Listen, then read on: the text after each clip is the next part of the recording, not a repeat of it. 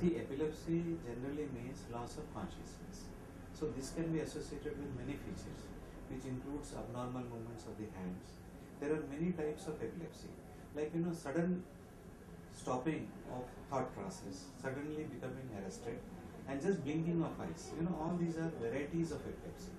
So epilepsy generally does not mean that one falls to the ground and bites his tongue and then froths from his mind, or there is incontinence, or always there is limb movement. So epilepsy can be simple absence attacks also. So all these symptoms need to be recognized, but by and large, people know one form of epilepsy where the patient falls to the ground, cries, bites his tongue, and then there is frothing from the mouth, and then maybe incontinence.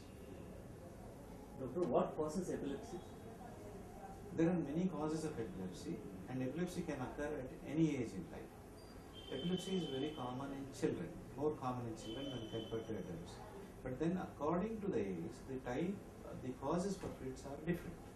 Now in children, as all of us know, that fever, simple fever can cause fits in those children who are predisposed to develop fits or epilepsy.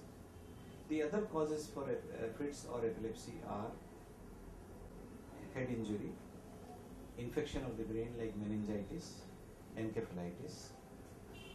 Then in elderly patients, if you look, there are other causes like brain infections, abscesses, tumors, or secondaries in the brain.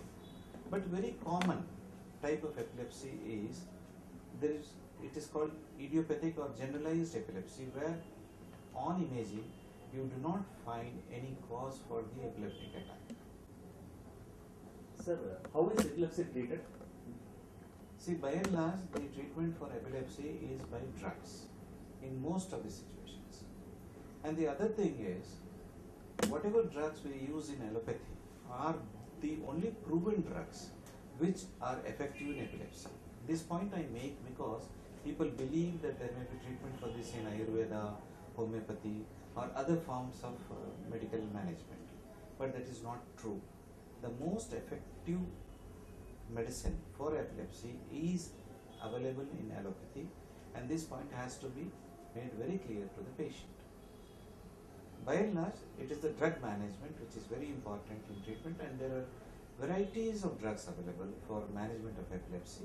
We call them as the older anti-epileptic drugs and the newer anti-epileptic drugs, which are very effective in managing maybe fits to the tune of 70 to 90%.